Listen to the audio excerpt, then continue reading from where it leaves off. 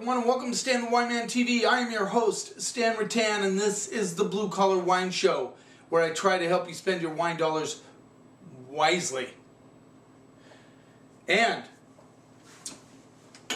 one of the things that gets wine guys, girls, geeks excited more than anything else, that's what this show is about, is discovering new wineries, new varietals, new things in the wine world. And I just discovered a new winery that is very exciting to me, and I reviewed some of their whites on my past couple of episodes back on the Benson Vineyards Estate Winery. Loved all their whites. To be honest with you, I've tasted the reds already. I was excited about it when I tasted them, but I want to share it with you. I want to share my feeling about this winery with you here on Stan the Wine Man TV. And I plan on doing a feature of this winery. I plan on taking a trip over there, taking some pictures, doing an article.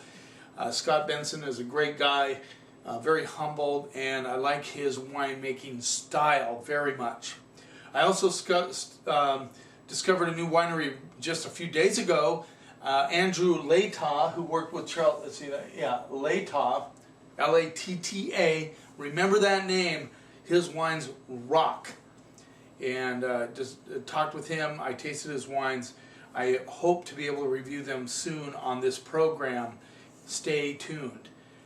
He worked with Charles Smith for 10 years, so he has a lot of experience in the wine business, and his wines are incredible. He does a Roussanne, a Grenache, and a Malbec, and at least for now. And I tasted those, and I really like them. So let's get started right off. 2010. Benson Vineyards Estate Winery, Pinot Noir, Lake Chelan appellation. And that is a fairly recent appellation in the state of Washington. There are now 14.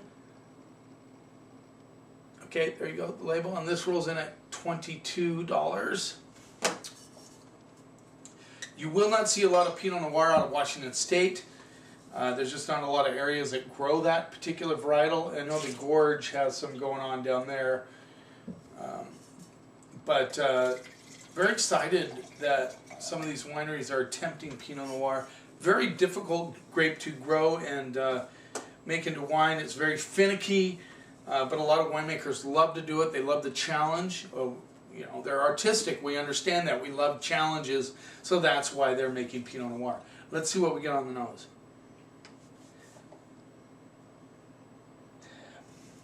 I know this is going to sound weird, but right off the bat, I love this wine because it has kind of burnt match, sort of earthy stinkiness that comes with really good Pinot Noirs, especially out of Burgundy.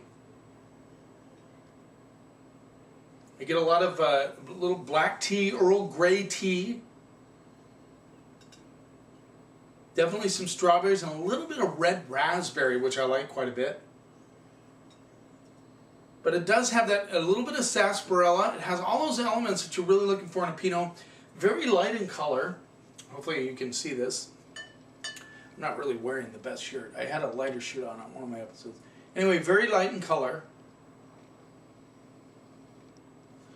Let's see what we get on the palate. $22.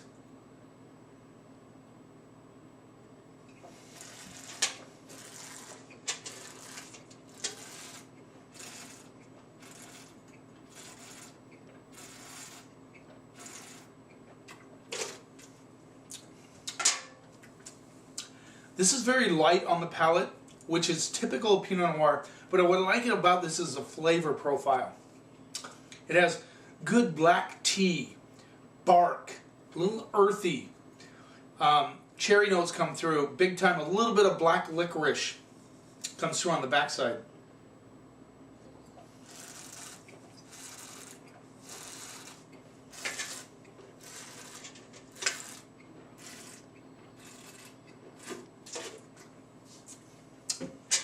Definitely the sarsaparilla notes come through on the mid palate. Nice finish, good acidity, not high in acid though, very drinkable now. It is a 2010, so it has 5 years on it already. Some might think it's a little light, but I like the balance of this wine. I like the bark at the finish. A little bit of tobacco coming through, a little bit of the licorice.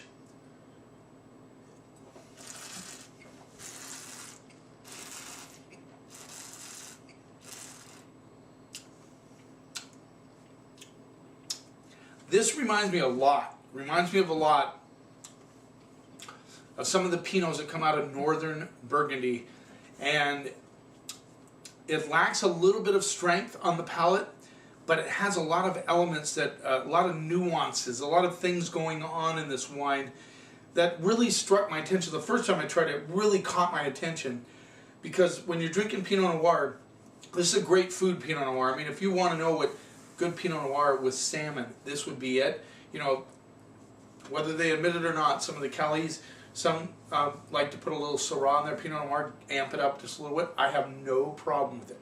No problem with that at all. But if you want to know what Pinot Noir is really about, you got to go to some of the Burgundian Pinots, and then this one is really nice, a little thin. That's the only thing I'm going to say about this. I'm going to go B-.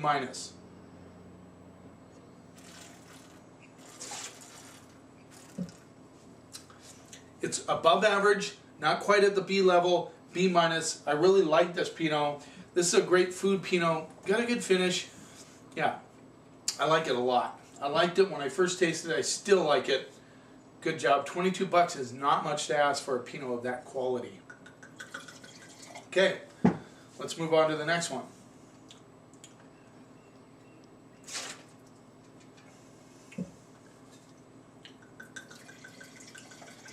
Benson Vineyards, right on Lake Chelan. Beautiful property. I'll put the link up on the website for you. 23 acres, all estate fruit. I think they have 4 white varietals and 7 red varietals. This is their 2010 Benson Vineyards Estate Winery, Sangiovese, Lake Chelan. A lot of Washington wineries are like doing Sangiovese. By the way, what is the country that plants the most Sangiovese outside of Italy? Do you know the answer to that? I'll tell you at the end of the program. There you go. Sangiovese, the king or queen, whatever you want to say, of Italy, Tuscany in particular, Chianti, the main grape of Chianti. Let's see what we get on the nose here. Once again, a little stink action, which I like. Tobacco, big time. A lot of barbecue spices on this wine.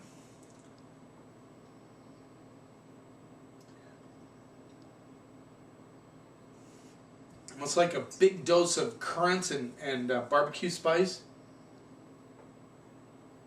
Getting a little bit of black raspberry coming through.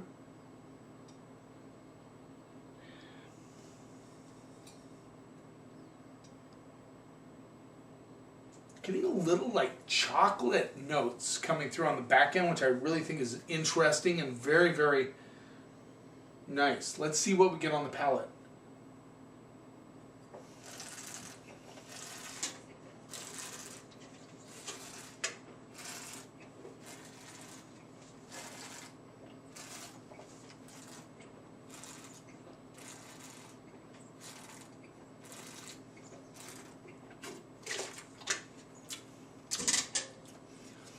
Nice weight on the palate, good acidity, good structure. I mean, this isn't a really good Sangiovese. I mean, it has that nice brightness to it. I get a little blueberry on the back end, which is very, very interesting. I get some golden raisin, a little bit of currant coming through, a lot of cherry notes coming through on the palate. Just and kind of bark and tobacco. It's got all that kind of earthy elements with the fruit.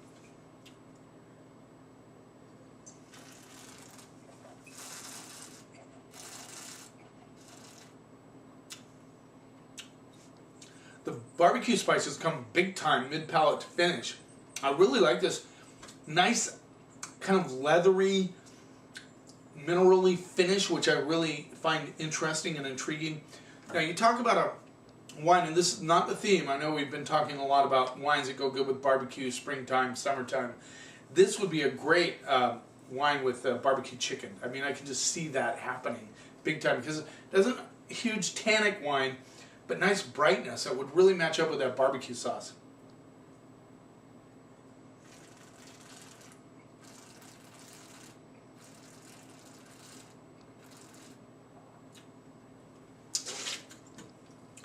very savory wine. I get that, all those savory elements coming through. A little bit of tobacco on the finish also. Really, really like that Sangiovese. 24 bucks. You could age this, you could lay this down. It's already at what, 2010, did I say? Oh, yeah, it's got 5 to 8 years easily. The acid will probably soften up a little bit, and you'll get an excellent wine. I'm going to have to go B+ on that. I think for Sangiovese, that is an excellent job. Let's move on to the next one.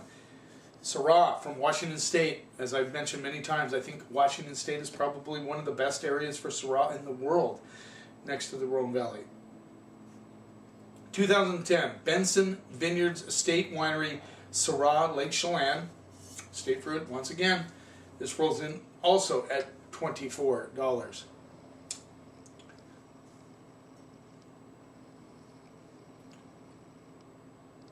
All right, there you go.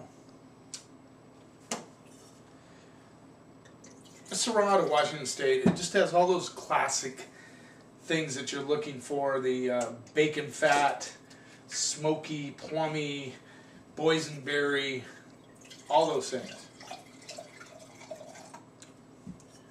Let's see what we get on the nose.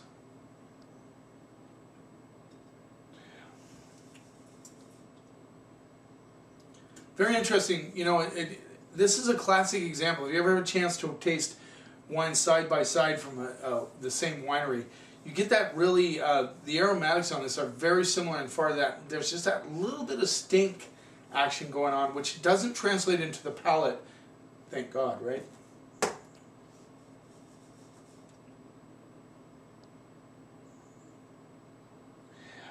Get the barbecue spices on this one also. A little chocolatey, kind of barky.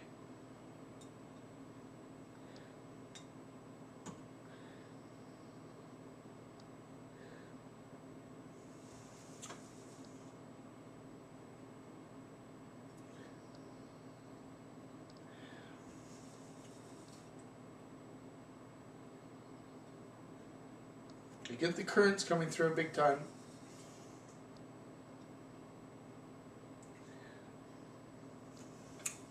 The barbecue spices on this are amazing. Definitely a profile in these two wines for sure. Getting a little bit of that boysenberry action coming through. I think what's throwing me off on this wine, and it can happen sometimes with those that spice action coming in, that barbecue spice thing going on, it really kind of closes up a lot of those fruit notes, so you're having trouble finding the fruit over the spice action and the tobacco and the bark. Very, very interesting nose on this wine. As you can tell, I'm spending way too much time. Let's see what we get on the palate.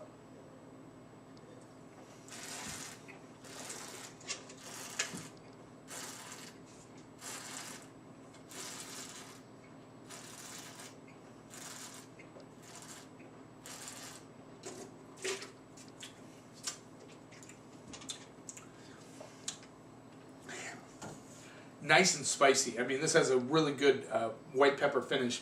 I get the blueberries and the cherries right off the bat up front. It has a nice sweet tannins on it. I really like that.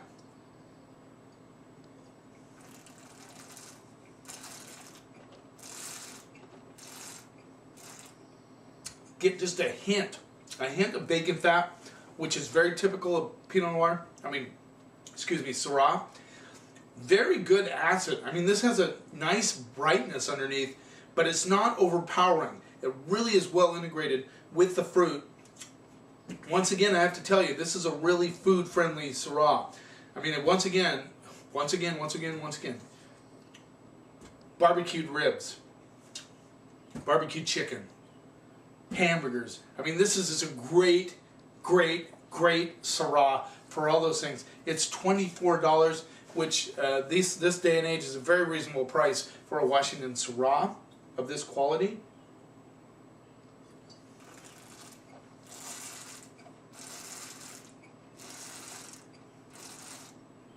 The tobacco notes come through. It's got a nice savory element to it with the fruit. Really like the blueberry aspect and the cherries. Very nice Syrah. I'm going to go B+ on that also. Whoa, time to wash the tablecloth. Caught myself on the hand coming up. There you go, Benson Vineyards. Look them up. They are awesome wines. If you're not already in their wine club, they are distributed by Dickerson Distributing up in Bellingham, up here in the West Coast. I think that's as far as they go right now. Thank you, Mike Burns, for taking the time to encourage them to come to your distribution system. And they rock. They simply rock for the money. Thanks for watching. And remember, wine is not a mystery. It is just fermented grape juice. Drink it. Enjoy it. But always be willing to expand your palate. Try new things. And never, ever, ever let anybody tell you what you should or shouldn't like. And if we do that together, we can take the snob out of wine.